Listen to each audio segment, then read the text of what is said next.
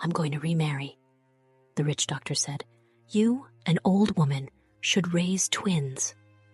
Evelyn laughed mockingly at me when she said that. The man standing next to her also had a sneering grin on his face. There's no way I could leave the two adorable kids with such people. Are you sure about this? I'd be happy to if they'll let me. I'd be more than happy to take care of them, I responded with a smile, thinking this. But please, never show your face to me and the children again. Yes, that's fine. I'm not interested in my kids, Evelyn said, laughing as she went out, while I glared at her back. The twins ran up to me. Can we stay here? Yes, of course. Let's live with Grandma from today on, I said. Yeah, we want to live with Grandma, they exclaimed. It's unbelievable that anyone wouldn't want such adorable twins, I thought, hugging them. I vowed to make them happy. Then, in the blink of an eye, 15 years passed, living a peaceful, retired life. That person came to see me again. Hey, give me my twins back, she said. I am Isadora Johnson, a 60-year-old housewife working in a factory. I have a son, Alexander, and a husband who passed away a few years ago. My husband's family has been running the factory for generations, and that's where we met. When I was working diligently, he approached me, and we fell in love very quickly. After dating for a few years, we got married. Then I gave birth to Alexander. My dream is to take over Dad's factory when I grow up, so I want to learn everything I can, Alexander said. He inherited my husband's kindness and my earnestness, and I think he grew up to be a wonderful kid. Having been around the factory since he was young, Alexander was well liked by everyone there. After I graduate from high school, I want to work at the factory, Alexander announced. What? What are you saying? I asked. No matter how much we tried to persuade him, Alexander was steadfast. It was quite troubling. Then, someone else convinced Alexander. You should go to university, Alexander. It was John Miller, who started working at our factory right after graduating from high school. He was close in age to Alexander, and they spent a lot of time together. Learn what I couldn't teach you. Make this factory even bigger, and make its name known worldwide, John said. Alexander listened, and then he successfully went on to university. Having studied business in university, he used his knowledge to secure new contracts and further expand the factory's success. We believed we could continue to live happily managing the factory together. We believed so, but just then, my husband fell suddenly. He collapsed at the factory and never regained consciousness, passing away shortly after. From now on, I'll protect both the factory and Mom, Alexander said. While everyone was engulfed in sadness, Alexander, who had grown up, supported me and managed the factory well.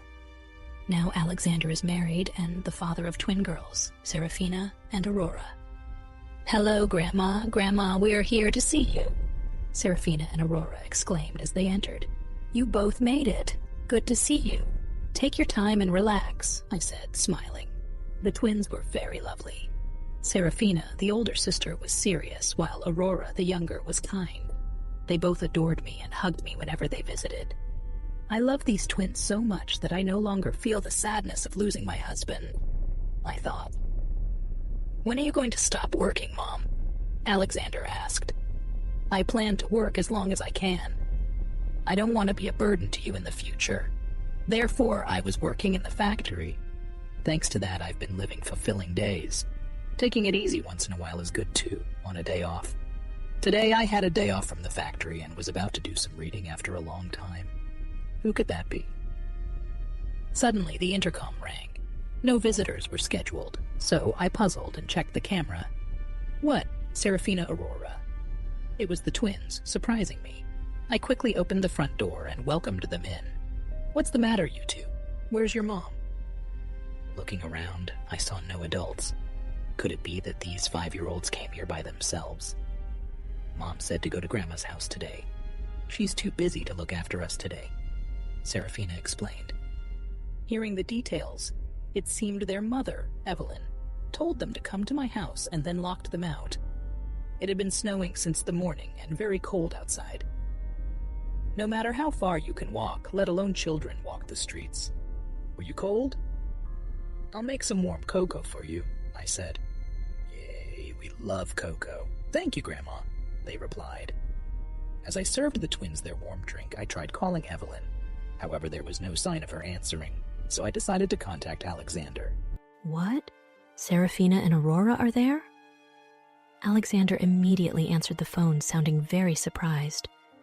He had been on a business trip last week and was not home. He was due back today, but even if he hurried, he wouldn't arrive until the evening.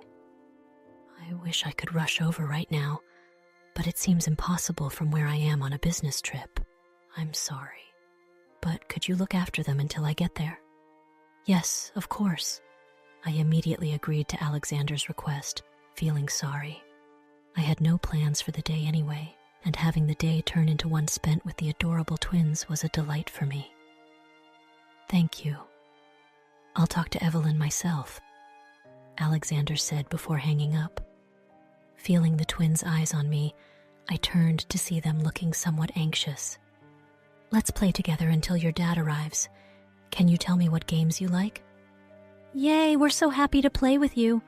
We want to play games for a while, they exclaimed. We played games together, and then Alexander called me. It seems like Evelyn's phone is turned off, and I can't get in touch with her either. That's okay. I'll take good care of the twins, so don't rush and take your time getting here. That helps. Thanks, Mom, Alexander said. After ending the call with Alexander, I sighed. What could Evelyn be up to at times like this? It would be good to contact her family, but according to Alexander, she seems to be estranged from her own family, so they rarely communicate. It seems unlikely that her family would know anything. Hey, what does your mom usually do? Haven't you heard anything?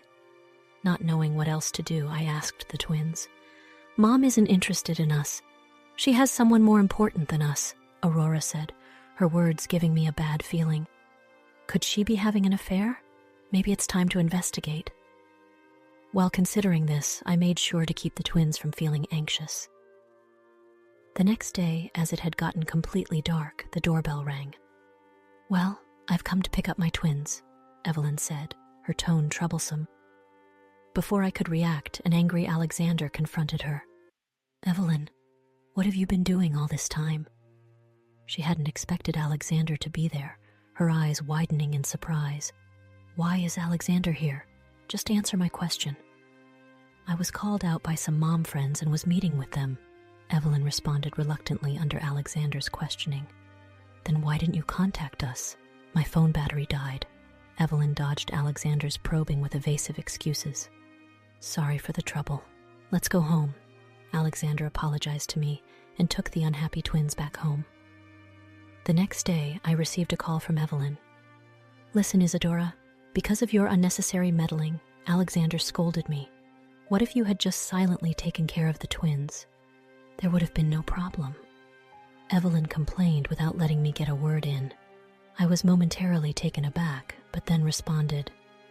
First of all, isn't it your fault for locking out the twins? And at least give me a heads up next time. It was good that I happened to be home this time, but if I had plans and was out, those kids could have been freezing under the cold sky. What are you talking back to me? This is why I can't stand old women, Evelyn retorted and hung up the phone. Frustrated with Evelyn's attitude, I sighed. Then the phone rang again, and it was John's name on the display.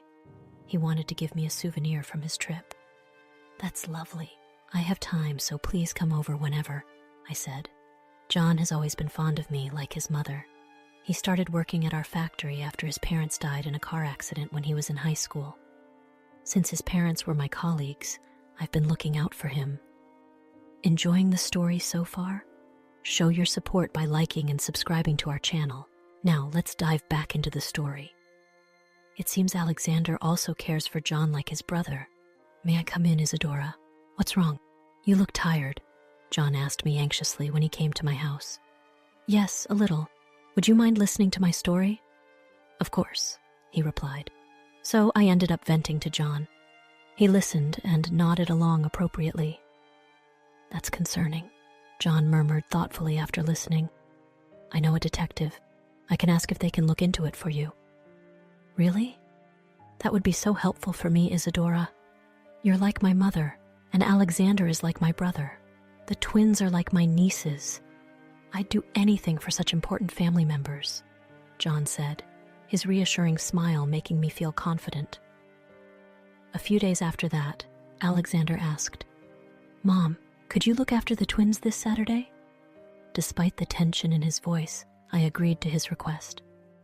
Then, on the day, Alexander, who looked like he had made a decision, and the twins, who looked sleepy in the early morning, came to my house. "What's going on, Alexander? Is something wrong?" I couldn't help but ask. "I'll tell you when I get back. Be good, girls," Alexander said, smiling at the twins before leaving. We watched him go until he was out of sight, believing he would return that day. "Daddy has gone. Will he come back soon?" one of the twins asked. "Yes, he'll be back soon," I assured them. However, Alexander never returned to this house again. "What? No, that can't be true. Are you sure it was Alexander?" I asked, unable to believe it. "Alexander had an accident at a tourist site and tragically never returned," I explained through tears. The following period was incredibly difficult. "Please say it's not true, Daddy. Daddy, wake up, Daddy," I sobbed, clinging to my son's cold body. John supported us through this time and helped with all the arrangements. The factory staff rushed over immediately, comforting our family. But where was Evelyn amidst all this? Her husband had just died. Even after the funeral, she made no contact and disappeared. Maybe it's better she's not here, I thought, feeling indignation at her actions. But without her around, at least I wouldn't have to deal with her disrespectful behavior. While thinking this, I cared for the crying twins, unable to recover. Just when things had finally calmed down a bit, the intercom rang, and I checked the camera. It was Evelyn. "Evelyn, where have you been all this time?" I asked, anger seeping into my voice as I opened the door. "Oh, hi there. Long time no see," Evelyn replied casually, seemingly unfazed by my cold attitude. I noticed a flashy dressed man standing beside her. "What do you want now? And how dare you show your face here?" I demanded. Evelyn laughed, boasting about the man with her. "This is my boyfriend. He's a doctor and rich," she said, smirking in a vulgar manner. "Were you cheating on Alexander?" I asked, unable to contain my anger. "It's not cheating. He's the one I love," Evelyn said, laughing with the man beside her. "So I have a favor to ask of you, Isadora," Evelyn continued. "What is it?" I asked, my voice filled with disdain. "The twins are in the way of my remarriage, so I don't need them. Can you take them in?" Evelyn asked casually. I was furious at her words. What did she just say? Did she say she doesn't want her daughters? I fell silent in an instant. "I'm going to remarry the rich doctor. You, an old woman, should raise twins," Evelyn said, mocking me. The man next to her also smirked, but I couldn't possibly leave the two adorable children with such people. "Are you sure? I'd be delighted if I could take care of them." "I'd gladly do so," I responded with a smile. "But please, never show your face to me and the children again." "Fine by me. I'm not interested in my kids," Evelyn said as she left, laughing while I glared at her back. The twins ran to me. "Can we stay here?" they asked eagerly. "Yes, of course. Let's start living with Grandma from today," I said, hugging them tightly. It's unimaginable that such adorable twins are unwanted. "Grandma, we came back home early today. We'll make dinner, so just wait for us, all right?" they said excitedly. "I'll be waiting," I replied with a smile. Then, in what seemed like the blink of an eye, 15 years passed. Having retired, I would see off the twins as they energetically set off. We had completely recovered from our past sorrows and were living a normal life. So, what shall we do today? I thought, living such a peaceful retired life. Enjoying the story so far? Show your support by liking and subscribing to our channel. Now, let's dive back into the story. I arrived to take back my daughters, intimidated by Gabriel's intensity and the crowd. Evelyn still shouted defiantly, "They are my children, so give them back to me." Her outcry had a reason. She must have seen them on TV. The twins have become quite sought after on TV, with Serafina as a popular singer and Aurora as a talented actress. These two are set to co-star soon and were recently featured as beautiful twins. Evelyn likely showed up after seeing this. "What about that rich doctor?" I asked Evelyn. She contorted her face in ugliness. "I dumped that guy long ago," she shouted. She began to explain the situation, even though no one had asked. The man she brought that day was not a doctor, but a con artist. It was his brother who was the real doctor. That man was after Alexander's wealth. He approached Evelyn for Alexander's money. After Alexander's death, Evelyn, who received the inheritance, and her boyfriend, who had amassed money by deceiving many women, lived extravagantly for a while. But eventually, his actions came to light, and he was arrested. In addition, the boyfriend was caught using his brother's name, and his brother got angry and disowned him. Evelyn, having abandoned her destitute boyfriend, shamelessly returned to our home. "They were my daughters from the start, so I will take them back," she insisted. "That's out of the question. That's right, we won't let you touch our beloved girls," John exclaimed, and everyone from the factory echoed in agreement. Indeed, the twins were precious children raised by all of us at the factory. We had no intention of handing them over to such a woman. "Everyone, I have something to say," I spoke on the day Evelyn abandoned the twins. I was prepared to raise them, but considering my age, I asked for support from everyone at the factory. "What a woman, truly terrible," Isadora chimed in. "Leave it to us. We will raise the twins together with everyone at the factory." Thus, we united to raise the twins, taking turns to care for them, playing, and going out together. With everyone's help, the initially withdrawn twins gradually opened up. "You know, we have dreams we want to achieve. We promise Dad will make them come true," they said. Eventually, they began to talk about their dreams. Their dream was to become a singer and an actress. Hearing this, we all watched TV together to learn, joined them in singing lessons and acting practice, and supported them wholeheartedly. I'm grateful to her for leaving the twins with us because of that. They were able to achieve their dreams. Had they stayed with Evelyn, they might never have realized their dreams or even grown up healthy. And now you show up, demanding them back. "Who do you think you are?" I retorted. "Be quiet. I am their mother. Those twins must support me," Evelyn exclaimed. At these words, everyone present showed anger. Which mouth dares to call itself a mother? It was at that moment. "Whose mother? We don't have an ugly mother like you," a voice spoke out. Everyone turned to look, and they saw the twins with expressions of disgust. "Serafina, Aurora, it's been a while, my girls. You've both grown up to be so beautiful." Evelyn approached them with a broad smile. But the twins responded with increasingly displeased expressions. "Who's my mother? You treated us like nuisances and locked us out in the cold, didn't you? And you abandoned us as soon as Daddy was gone, didn't you?" the twins asked in a cold voice. Though they were young at the time, it seemed they clearly remembered their mother's actions well. That's right, there were circumstances. Faced with their words, Evelyn was at a loss for words. "We remember everything clearly, how you neglected us, you betrayed Daddy, and you were the reason Daddy is no longer here," the twins continued. At these words, Evelyn's eyes widened. Alexander had long been aware of her infidelity, and on that day, he ambushed Evelyn and her partner during their affair trip at the tourist site and confronted her. Evelyn made excuses even then. "I'll divorce you and take half your alimony," Alexander said, disgusted with her behavior. Alexander, tempted to leave, however, panicked by the mention of alimony. The two tried to stop him by grabbing his arm. Alexander shook them off, lost his balance, and stumbled into the roadway where he was tragically hit by a truck. "How did you know?"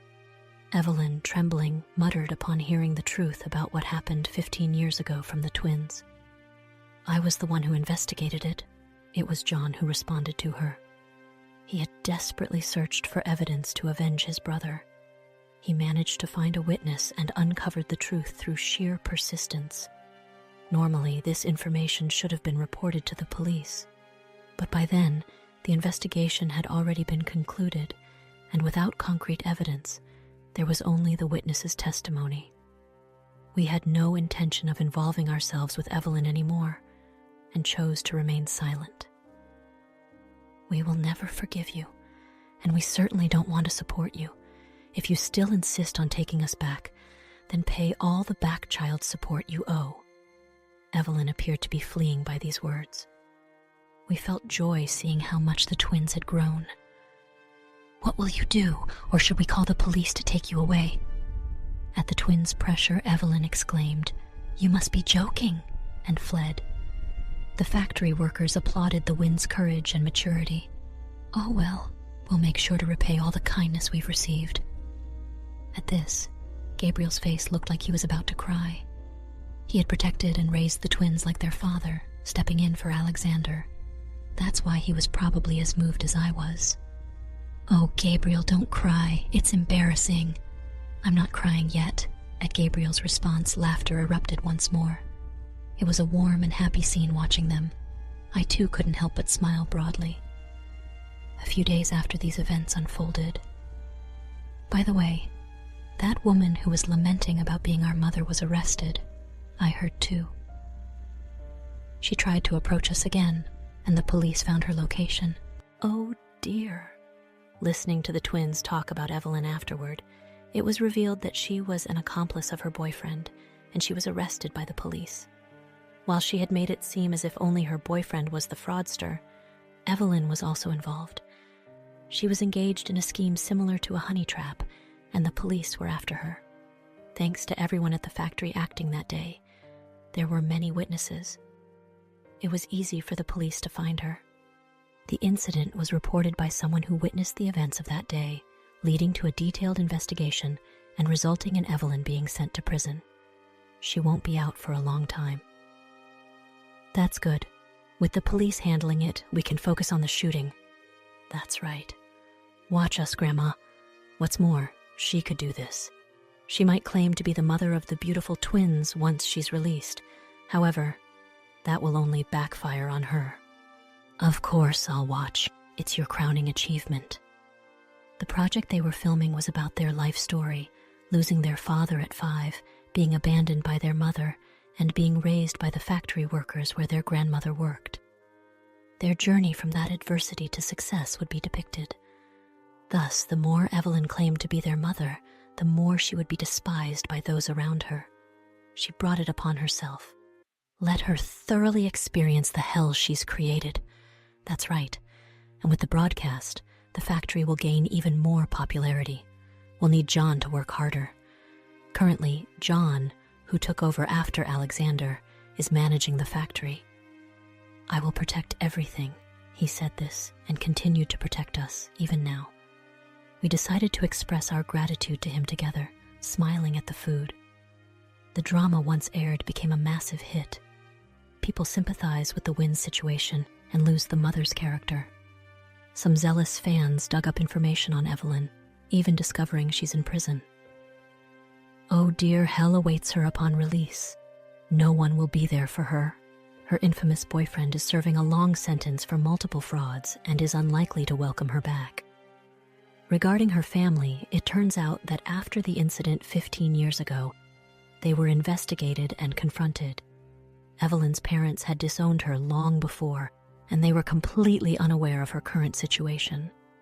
She was disowned for being too wicked and causing trouble for the family. If only she had learned her lesson back then. Indeed, therefore, no relatives would be there to receive her. She will likely spend her future alone, continually regretting her actions. I feel like we've finally gotten revenge, John remarked. A weight lifted off his shoulders. He had acted, fought for us fiercely, guarding the factory. That's why the twins have come to adore John as their father. Thank you for everything. At my words, John gave a shy smile. I have something to discuss with you, Isadora. What's up? I'm thinking of leaving the factory. I wasn't particularly surprised by his words. I was concerned about it, especially since I heard he was handing over various responsibilities to younger employees. That WIS have achieved their dreams, and I've left the factory in reliable hands. Now it's time for me to pursue my dream. If that's your decision, I won't object. Thank you for everything, I said with a smile, prompting a happy grin from John. Then first, would you go on a trip with me? Really? I've always dreamed of going on a trip with my family, John asked with a childlike smile. I stared at his smiling face for a few seconds, then nodded with a smile of my own. If it's with family, we have to invite the twins too. Yes, we need to choose a place where everyone can relax. After a while, the four of us went on a trip. During the trip, the twins and I gave John a surprise gift, and when he finally broke down in tears, we all burst into laughter. It's been 15 years since you've been gone.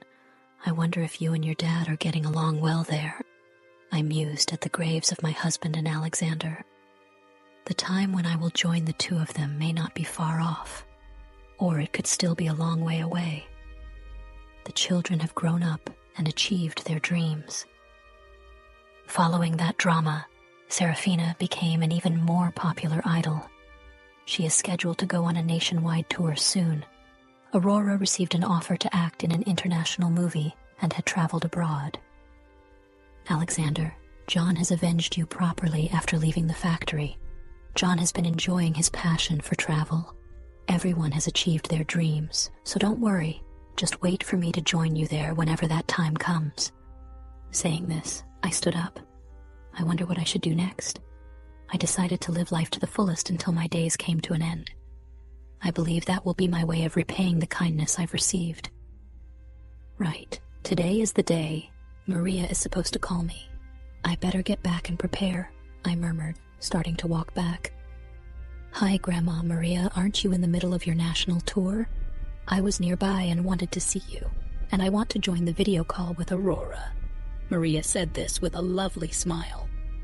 I'm sure Aurora would have the same smile with their smiling faces as my support. I will keep on living my life today. Thanks for watching. How did you find the story? Let me know in the comments below. Don't forget to like this video and subscribe to our channel for more awesome stories like this. Your feedback and support mean a lot.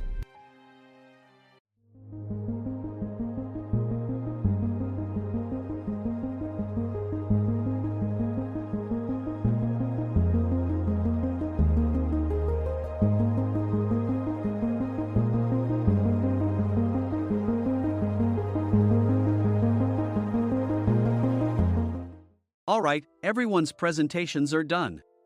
Nick, the manager, said as he tried to move the discussion forward. Excuse me, I haven't. I recently found out something. Nick interrupted me and began to speak. There's apparently someone in this department who didn't graduate high school and is just a part-timer. Meetings should be for employees only. Absolutely right. His lackey, Mike, of course, agreed with Nick. I'm leaving. After leaving the meeting room, I started to shut down my computer. I noticed that an email had arrived, not in my personal inbox, but in the company's shared email.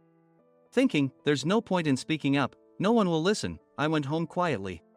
The next day, I heard a commotion from Nick's desk. He was staring at his computer screen, his face pale. Nick! Is something wrong? Mike looked at the screen with him. And he turned even paler than Nick. Why is he so angry? Knowing the reason for Mike's distress, I thought to myself, serves them right. My name is Adam. My mother passed away when I was in the 9th grade, and I was raised by my father. Well, you could hardly call it being raised. After my mother passed, my father changed. He drowned his sorrows in alcohol, and though he still went to work, he squandered our living expenses on horse racing. Because of that, I had to start working part-time as soon as I entered high school.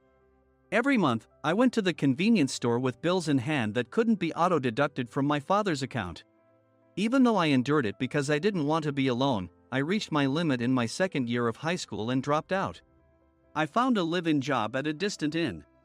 Thank you for everything. The day I left home, my father, still staring at the TV, spoke. Take care. That was our last conversation. Back then, 18 wasn't the age of majority, so I needed my father's permission to work, and I couldn't hide my place of employment. Yet, my father never visited me even once.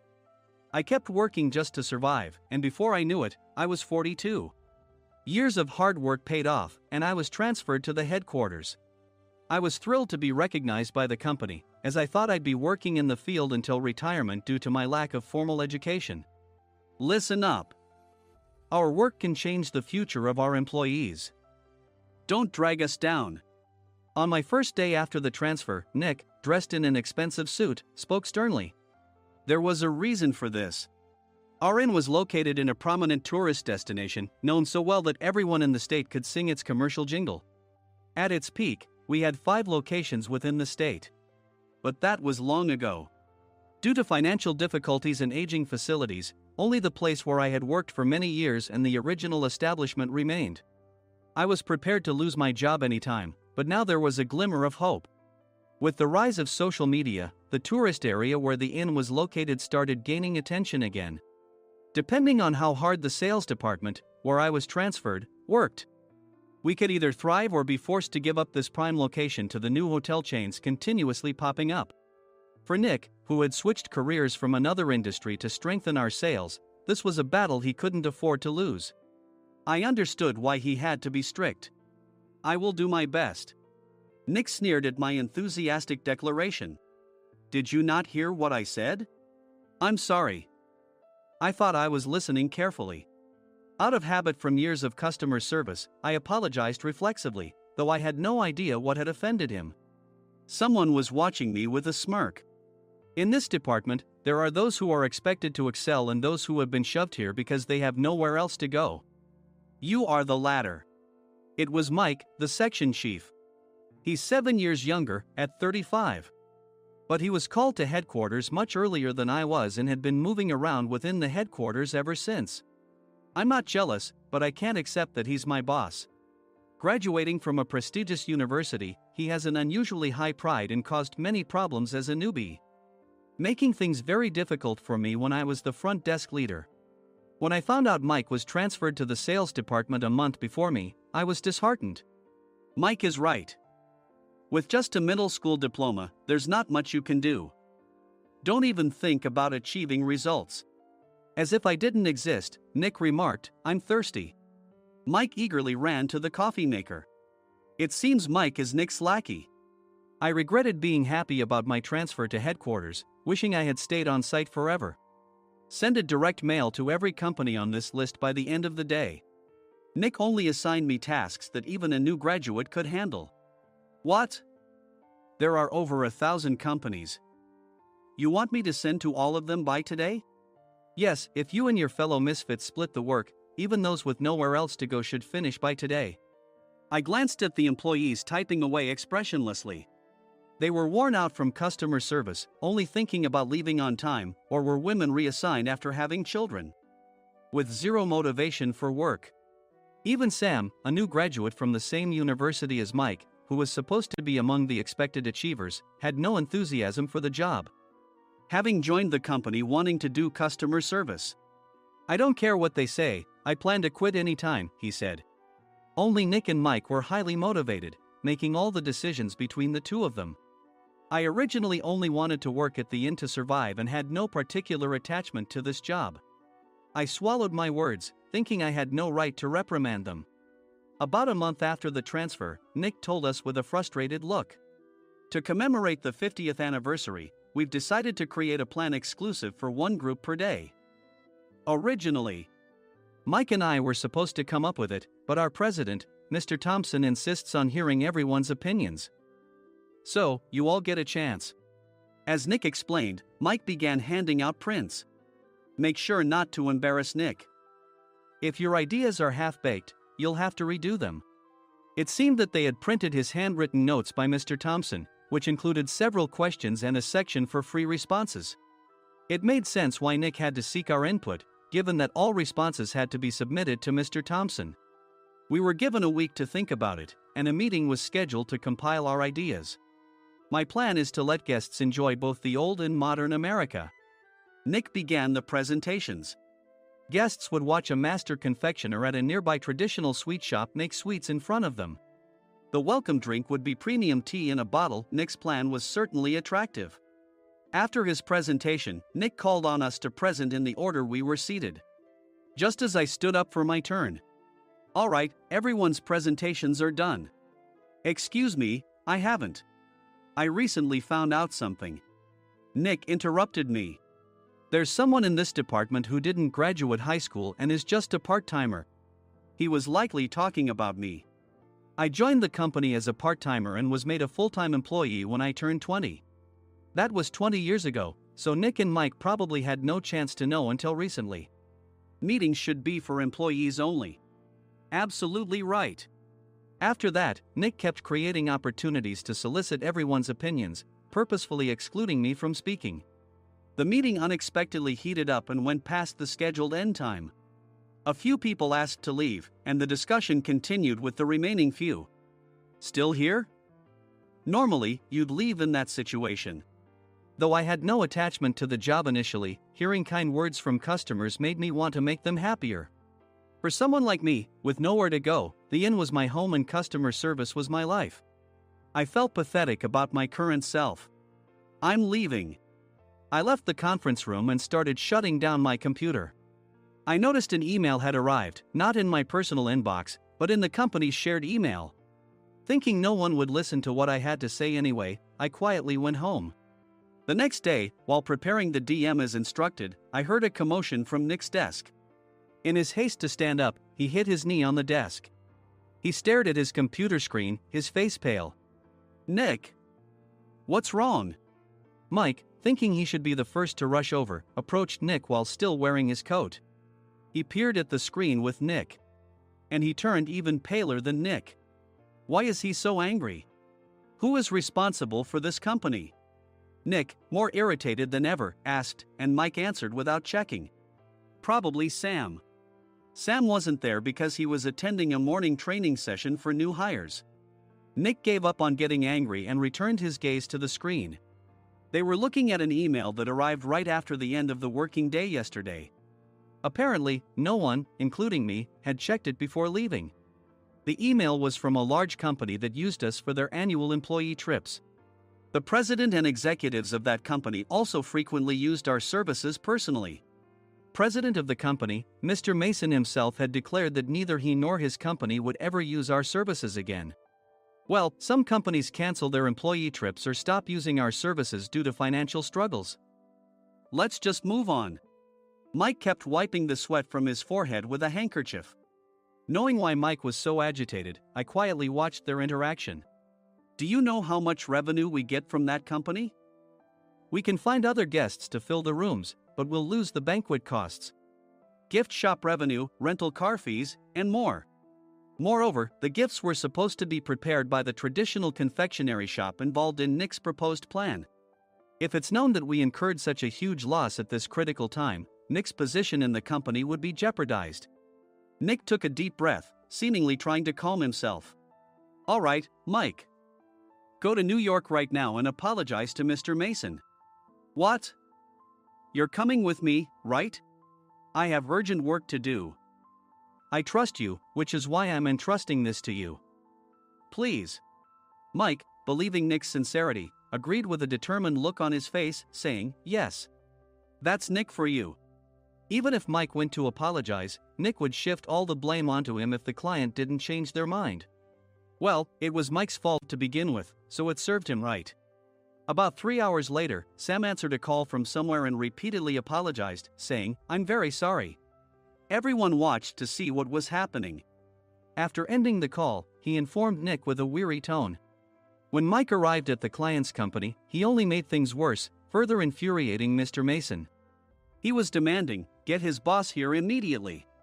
It was no wonder Sam was exhausted, dealing with such a call right after returning from training.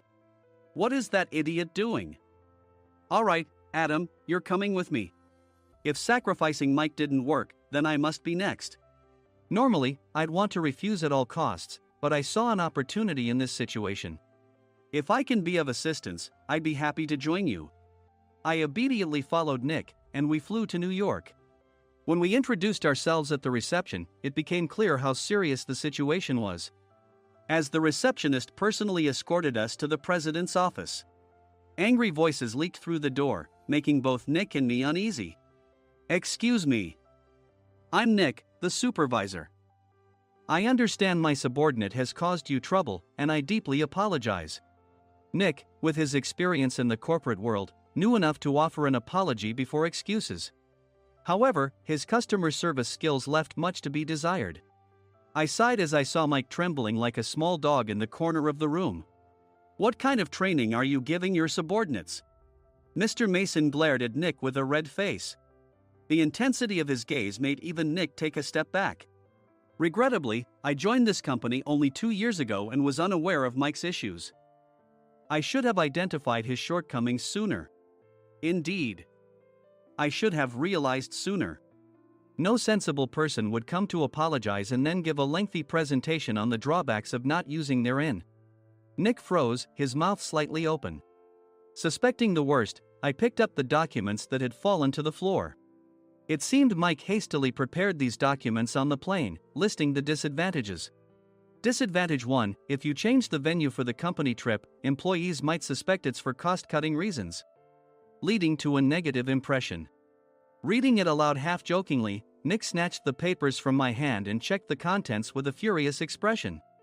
Among the stack of documents was a receipt from a nearby convenience store's copy machine. I felt a pang of dread, hoping he hadn't shown the receipt as well. What do you think he said when I asked what kind of nerve he had to do this? I'm very sorry." Faced with the dire situation, Nick must have thought there was nothing left to do but apologize. In a voice smaller than I'd ever heard from him, he uttered words of apology. He said, "I'm a Harvard graduate. I don't believe I said anything wrong." "Mike, what have you done?" Forgetting his plan to pin the blame on Mike, Nick yelled loudly, even in front of Mr. Mason. "I didn't do anything wrong." "You're still saying that? Look at him." Mike pointed at me with a shaking hand. "I was assigned to headquarters in my 20s and now I'm a section chief. This guy only made it to headquarters at 42.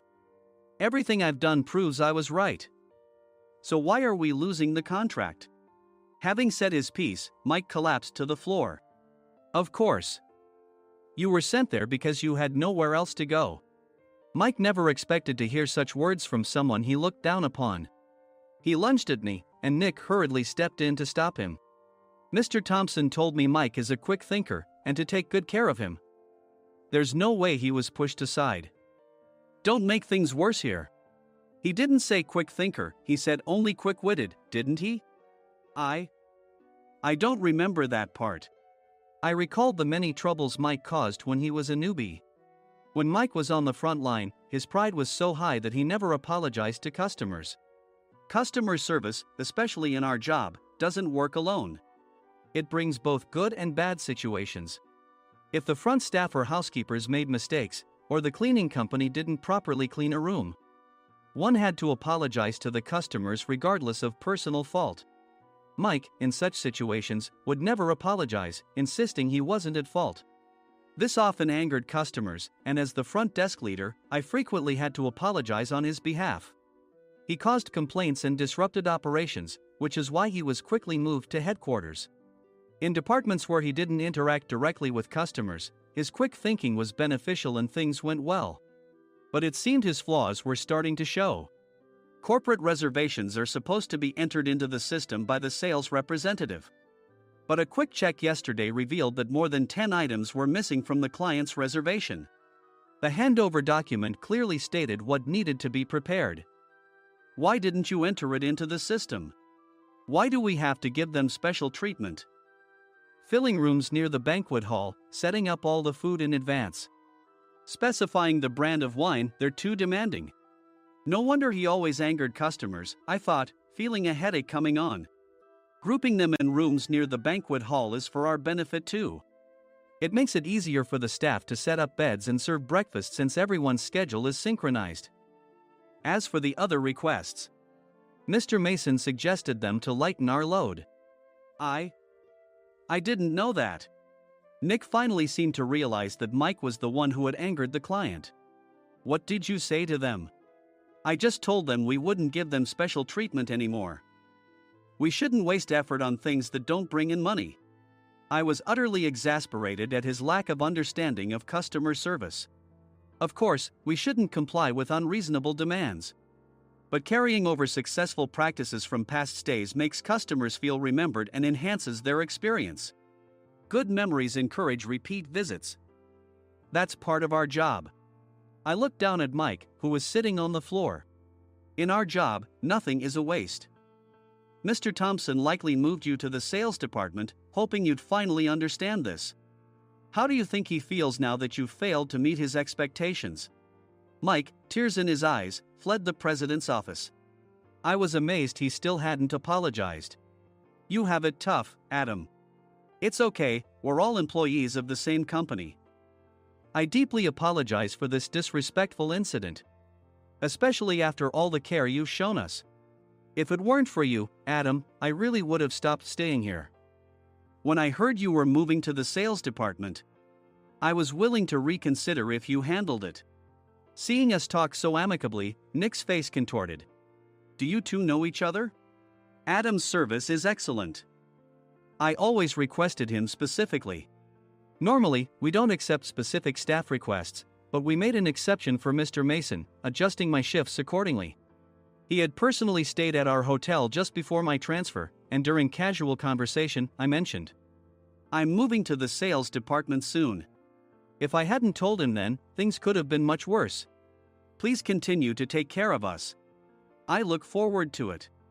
On the return flight, Nick awkwardly offered me a can of beer. It's still working hours. Of course, I had no intention of forgiving him for a single beer. Nick might try to pin everything on Mike and avoid any consequences. While pondering this, a startling fact came to light. Nick, the tea bottles for the plan have arrived. I handed Nick a bottle labeled with our inn's name. They look good. What are you talking about? These are plastic bottles. I had assumed we would use the trendy, high-end bottling tea.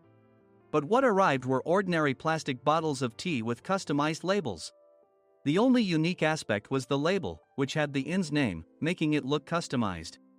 Upon further investigation, I discovered that a substantial amount of money was set to be paid to the tea company. It was priced like bottling tea. Does this plastic bottle really cost $100 each? The tea inside is specially blended for us. The extra cost is for that. Wouldn't it be better to use another tea company? Or is there a specific reason we must use this one? As Nick continued to make excuses, I showed him a printed email. I informed the tea company's president, Mr. Mitchell, that we discovered irregular payments and he confessed. He said you two were high school classmates and planned to split the extra money. That idiot. Why did he confess? That's not important. You should worry about yourself, this could turn into a police matter. Opening the bottle cap, I suggested. How about calming down with this tea? It supposedly has a relaxing effect. Nick drank the tea frantically. In the following days, decisions were made about their fates. Mike was reassigned to the General Affairs Department, with no chance of transfer or promotion, as per Mr. Thompson's orders. As for Nick, since the payment to the tea company hadn't yet been made, he narrowly avoided legal trouble. Instead, he was encouraged to leave the company, and to avoid further complications, Nick submitted his resignation. Rumor has it that connections between HR departments have made it difficult for him to find new employment. Even though it was good to have those two gone, something unexpected happened in the sales department. Everyone became motivated and united in refining the 50th anniversary plan. In the end, my plan was adopted.